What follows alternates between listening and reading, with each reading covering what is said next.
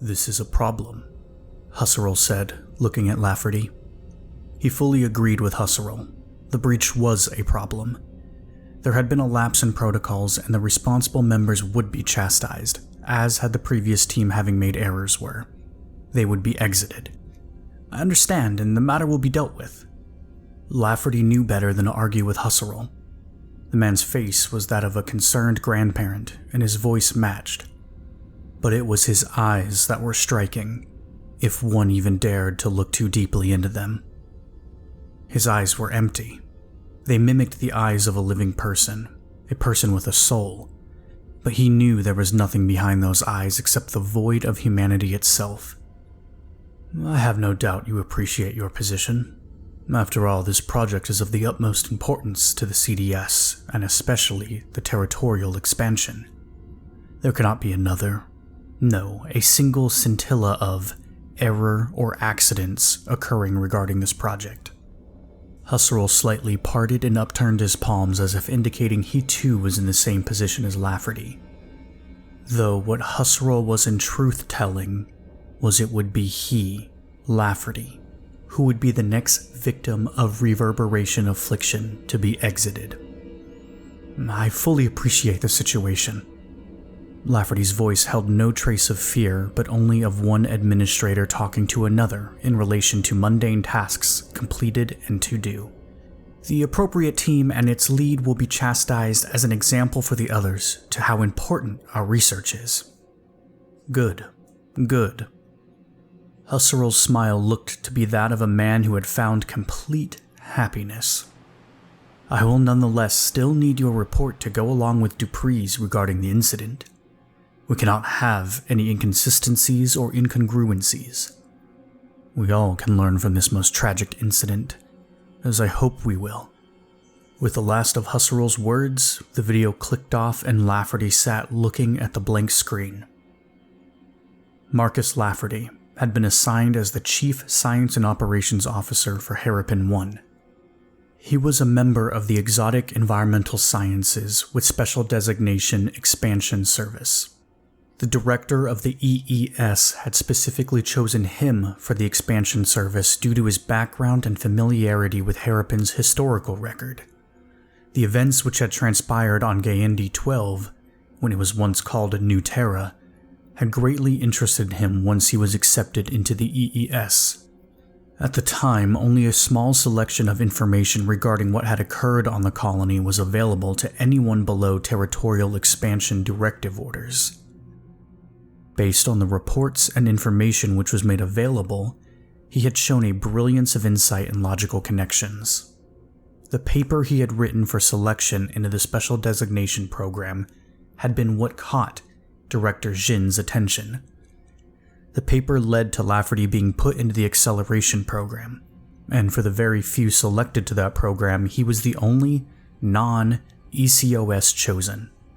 It really was not a program one applied to.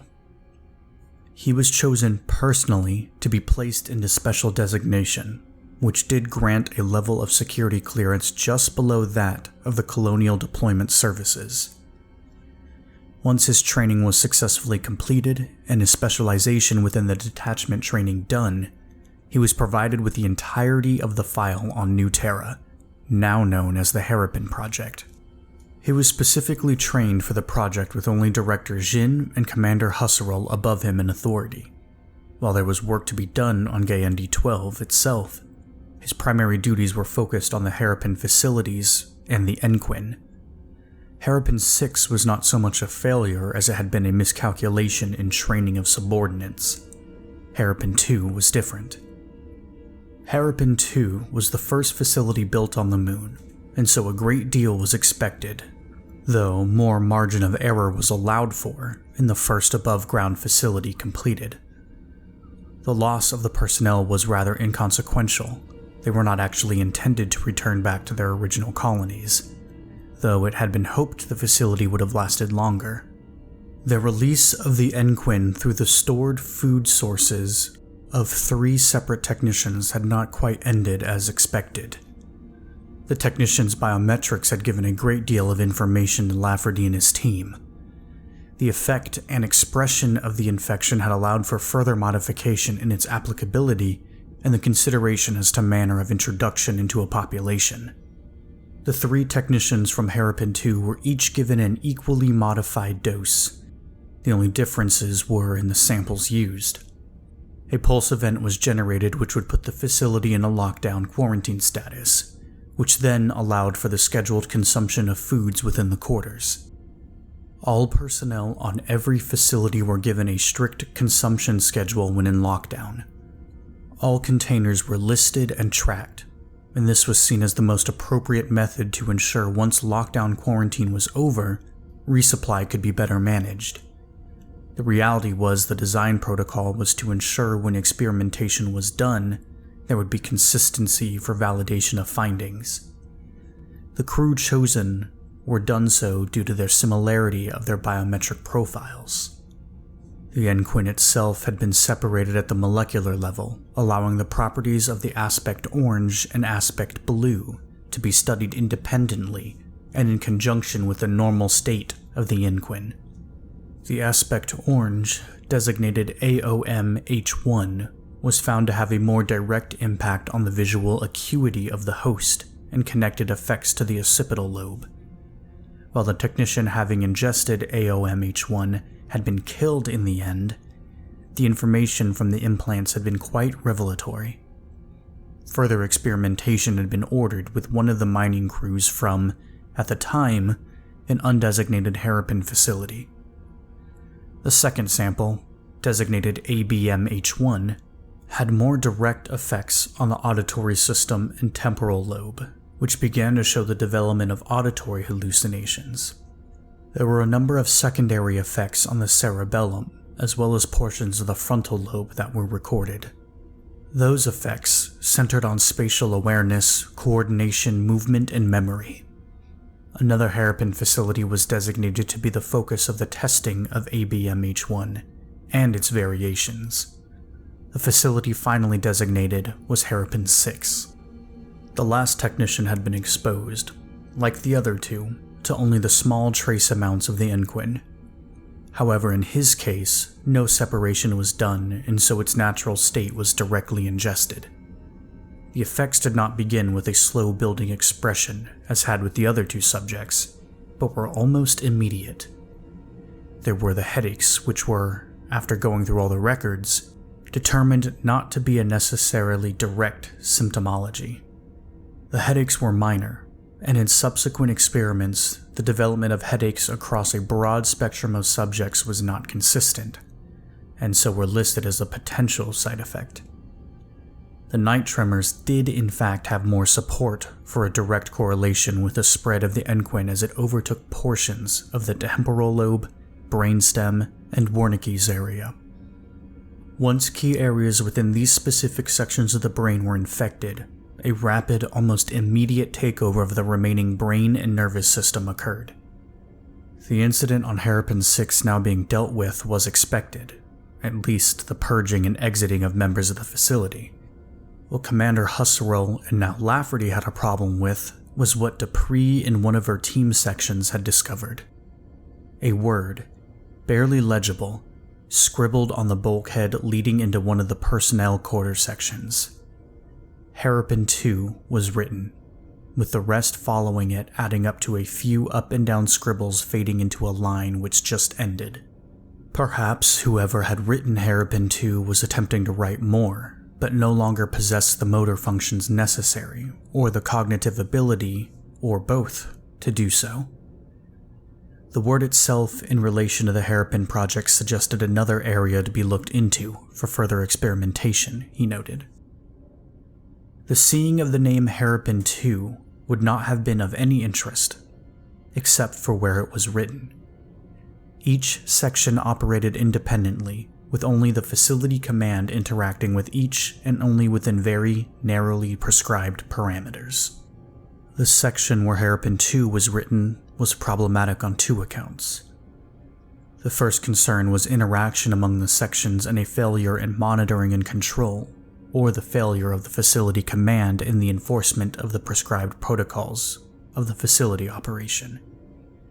This was less a concern for Lafferty and more rightly a concern for Dupree, as she would bear responsibility.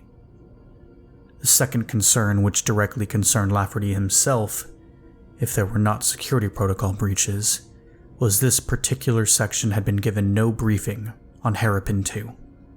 For all intents and purposes, the personnel assigned to this section were operating under the assumption that all facilities were intact and that the repulse reverberation concerns were minor, causing, at their extremity, skin irritation and potential motion sickness sensations.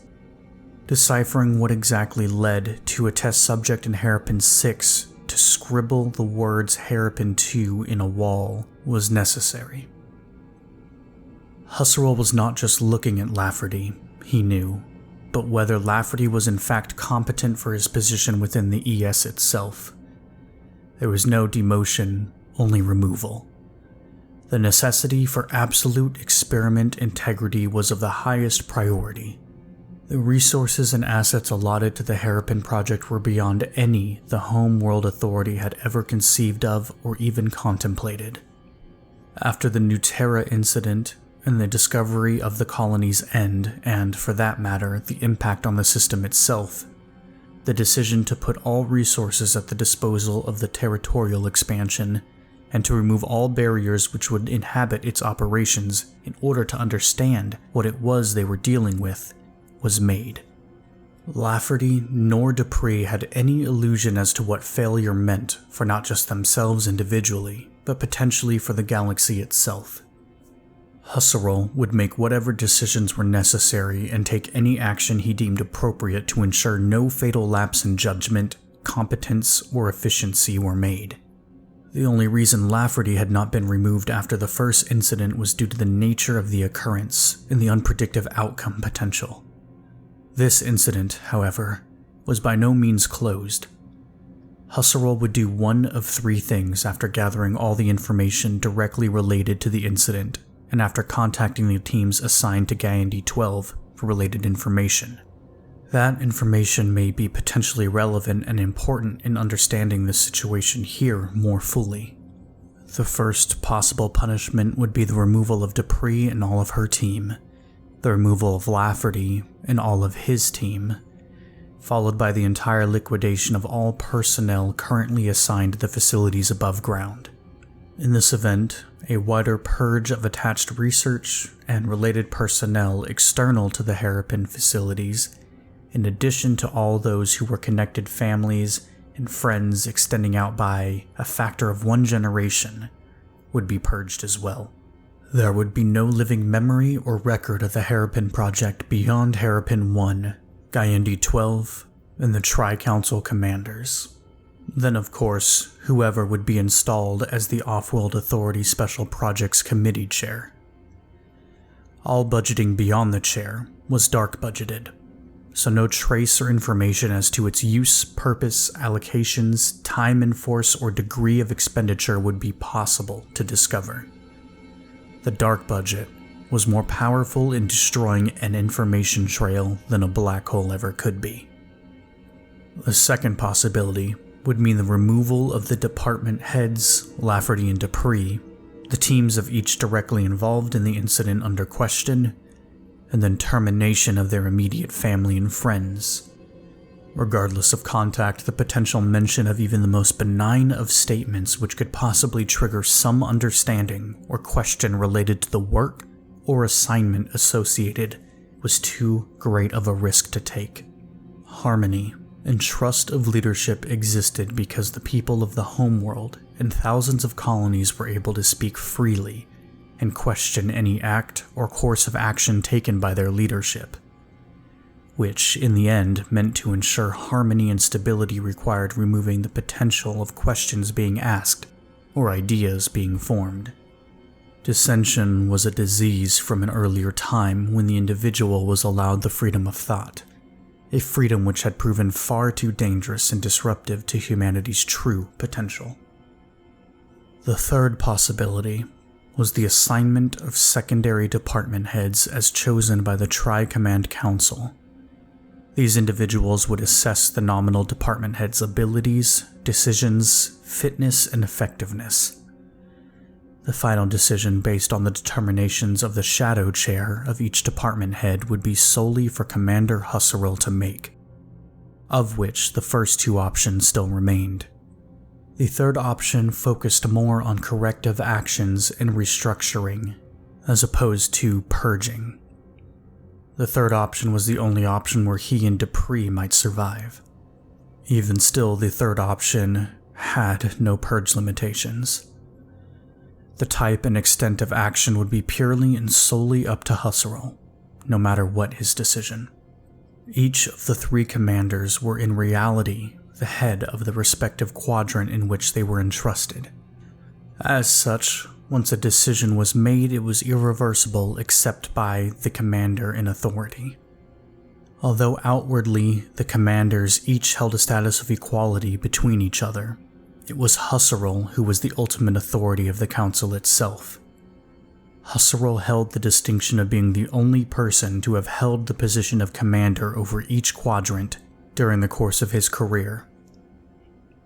Lafferty hoped the council, through Husserl, would choose one of the first two possibilities. Death and the elimination of billions of lives was by no means the worst eventuality. No. He knew and understood what potential horrors could be inflicted on the living, or at least the sentient, through the very essence of their self-awareness. He would rather die than see what was to come. It didn't matter now, he thought, standing up. The decision and its outcome were far beyond himself. He would simply be subject to its consequences. The only concern which he had at the moment was determining how the word Harrapin 2 had come to be on the bulkhead in lieu of security protocol failure. More important than his life, or any number of lives, was the answer to this question. The access to knowledge which, if protocols were not violated, the person who wrote the word should not have been able to know. If there was some transference mechanism or sentient consciousness associated with the aspect blue portion, it would be both profound and terrifying by its very implications. And this is where all the focus of his research was now to be directed. The manner of knowledge acquisition would, in the very least, require some form of psychic ether and would undoubtedly be connected to Gaian 12 as a host medium, or resonance center, connecting it somehow. His team dedicated to exotic communication mechanisms would be tasked with determining if in fact such a telepathic or some form of information transfer was at play, and whether it was native to Enquin in its natural state or specific to the aspect blue. The lead assigned to the AOM-H1 would also have to be brought in, as there may in fact be similar effects or connective effects. Once his teams were tasked with their assignments, he would be poring over the historical records, and if allowed by special appointment, the necessary information derived from Gaian 12 directly relatable to the historical record and events which had transpired. Even if Husserl granted him the temporary access, it would mean either memory purge and insertion, or once complete, his removal. Should Husserl grant the special appointment, it would mean the third possibility was in play, and might even mean only his purging would be required. Lafferty returned to his personal quarters, having put into motion the direction the teams were to follow and the questions to be answered. His focus was now on finding out the truths he missed with the doomed colony of New Terra. He did not have access to the video and audio logs. Only a CDS clearance or higher would get him those, which would require special appointment by Husserl. Entering his security clearance and allowing the optical scan to verify his identity, he opened the file and began reading the transcript of the New Terran Council after the discovery of the 6 structures on the sea floor of the New Pacific.